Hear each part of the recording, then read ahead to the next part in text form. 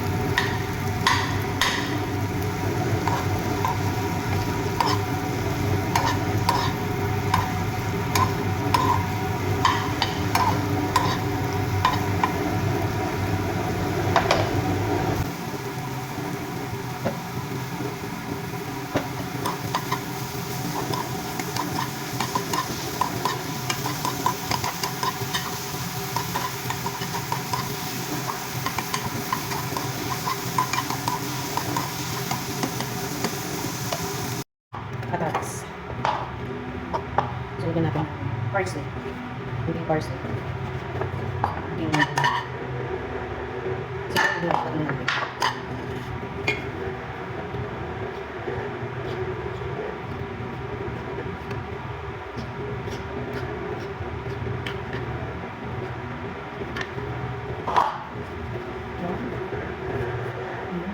Paninda.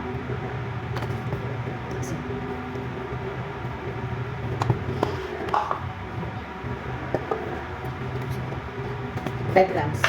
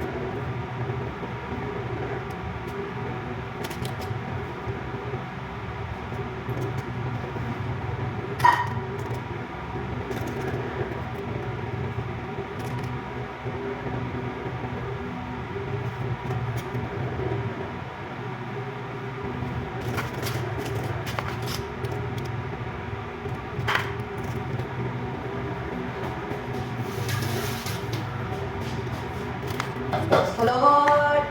Alam na, alam na. Ikaw yung magsuyo ka kanina. Kaya nga.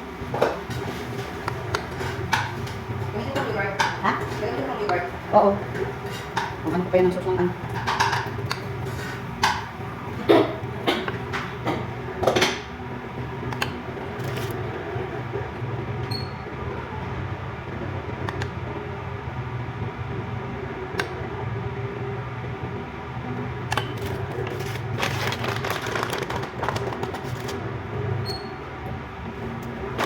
Pakainin mo nga si Amat, G.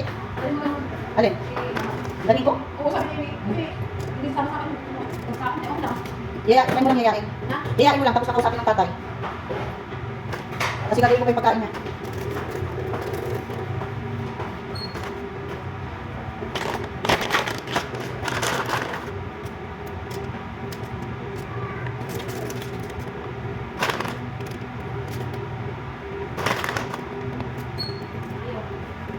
Sabi na,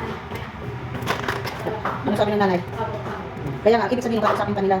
Mamaya lalapit na si Hamas dyan. Ha? bukas. Ano? Si Emmy yan. Sinalang niya yung pagkain dyan ni Sao. Walang makalit. Nobody's perfect kasi. Kaya nga. Hindi ako okay. Hmm. Alam mo yun.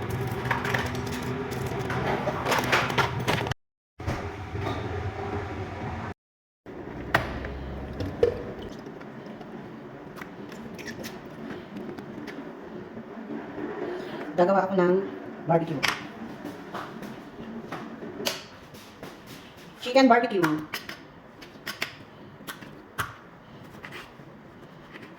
Ang gusto ng amo ko maliliit lang daw ang gayat. Ang gagamitin ko chicken breast.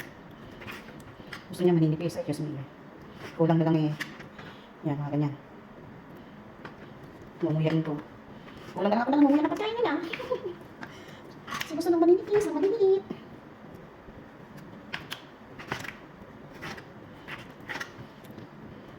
Ang arts talaga. Huwag daw masyadong malalaki ang hiwa. Ayaw na. Samantalang, hindi naman matigas. Malembek naman. Ang chicken breast.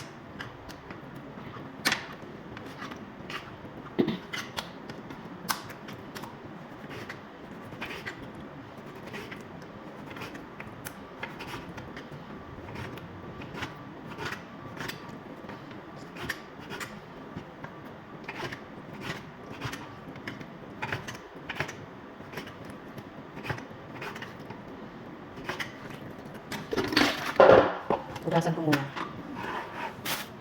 So, ito yung ginawa ko na sauce ay yogurt, at mga spices niya, black pepper, paprika, salt, coriander powder, ginger powder, onion powder.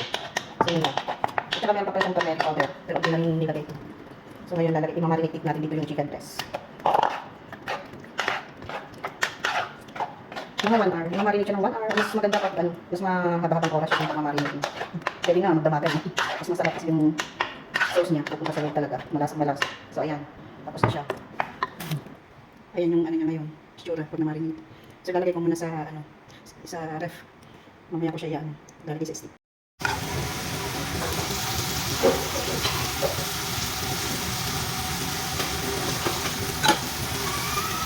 Yan na.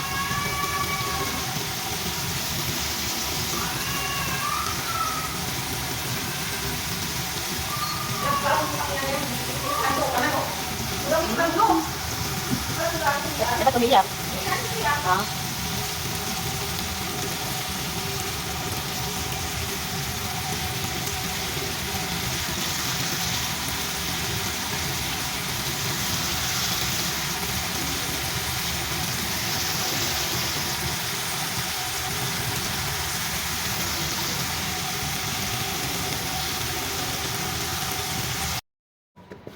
Ngayon naman, gagawa tayo ng salata.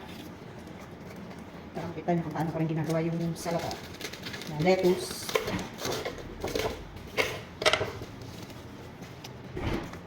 Thanks. Ako nagtanggal yung ano dito, basahan. Kukuha ko sa ang bago. Lettuce. Nahugasan ko na itong mga to. Ay, isip nyo hindi ko nahugasan. Hugas na po. Hugas na ang lettuce. Mahilig kasi yung, halos lahat naman yung mga katari. Mahilig sila sa salata. Salad ang tawag dito eh. Salad. Vegetable salad. Halos lahat sila. Hindi pwedeng kakain sila na walang ganito. Walang salad. So yung amo ko kasi, gusto niya ano, araw-araw iba-iba yung salata niya. Salad niya. Kaya minsan nagsisearch din ako. Minsan nagsisend siya sa akin. Ganyan. Minsan naman, ginagamit ko na yung utak ko. Char. Ginagamit ko yung utak ko. Kung ano yung maisip ko yun, gagawin ko. So ito naman, parsley. At saka yung tinatawag na dill. Nilalagyan ko ng parsley. Kasi ito, sinabi lang ko ng amo ko. Minsan kasi sinasabi niya kung anong gusto niyang salad. Magsasabi siya ng mga ilalagay ko. Yan. Ito naman, violet na cabbage. Hiwain lang ko ng manipis. Manipis lang. Tsaka hindi siya masyadong marami. Kasi ito iba yung lasa kasi. Pero gusto rin ng amo ko ito. Ayan. De-decorate mo lang dyan. Tsaka yung amo ko mahilig sila sa pagkain. Yung lang yung amo kong babae. Mahilig sa pagkain na may nalalagyan ng decoration. Natutuwa siya pag maganda yung pagka-plating ng kinakain nila.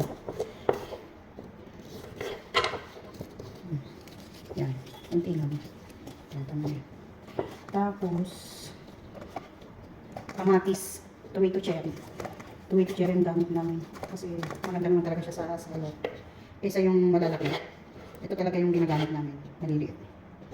Hihiwain ko lang ng yan, tapos i-decorate mo na naman. Wow.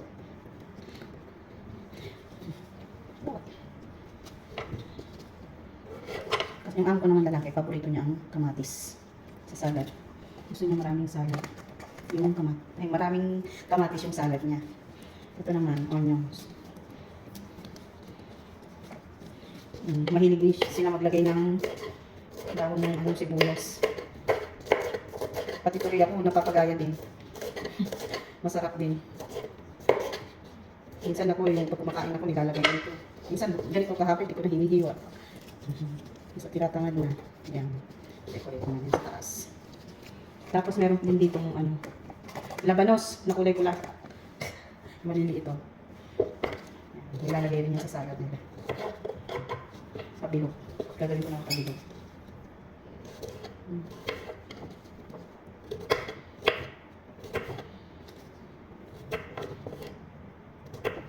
Yan.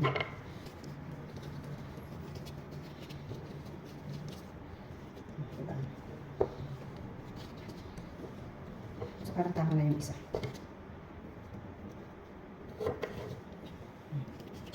Tama na yung isa kasi marami pa ako ilalagay mamaya.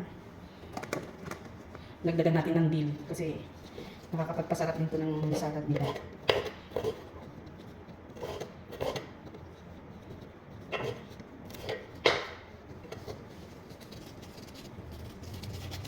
Yan.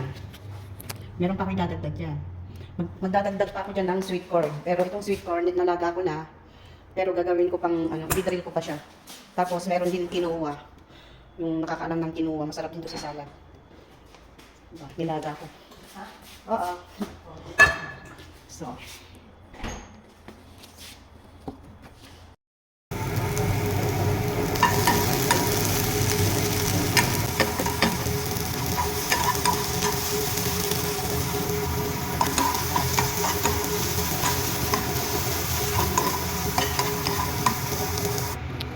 So, ayan na yung salata natin. Idagdag natin yung quinoa na nilaga ko kanina. So, ito yun. Ito yun. Ayan. Ayan ang quinoa. So, i-decorate ko lang siya sa mga gilid. Ayan. Decorate, decorate.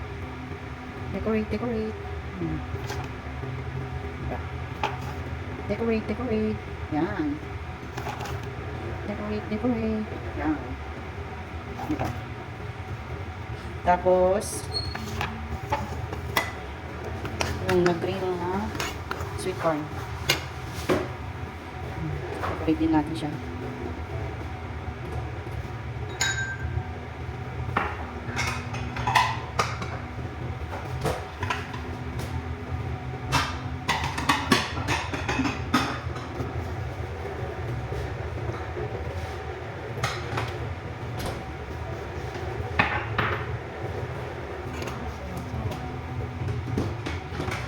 ka rin mag-reels, G, sa mga trabaho mo.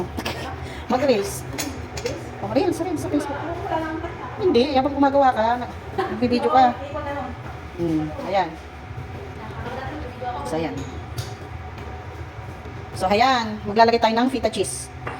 Ayan. Kasama yan sa, sa gusto ng amo ko. Ganyan mo lang.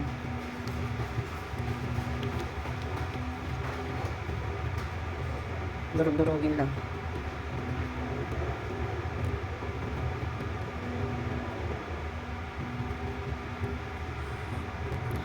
Yan na yun. Oh, salata. Tapos maglalagay ako ng walnuts. Dinurog na walnuts. Dudurugin ko lang yan.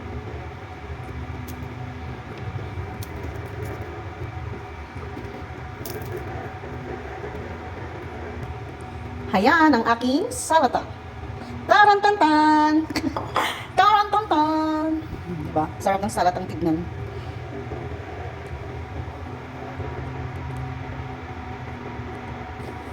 Yan ang salata. Gagawa naman ng sauce. Olive oil, dates roman, sa ano yan, Arabic yung dates roman. So, lemon juice, black pepper, iodized salt. So, una, lagyan natin ng lemon.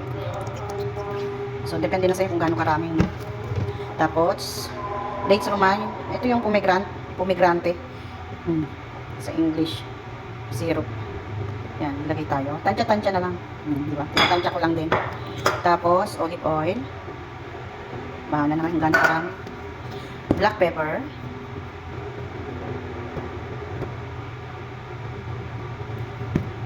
At salt. Okay. Siyempre, hahaluin.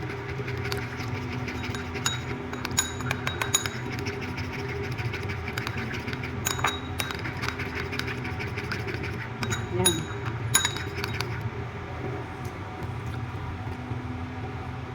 Isasalin natin kasi sila ang maglalagay sa salad nila para alam nila rin kung gaano karami yung gusto nilang sauce sa salad nila.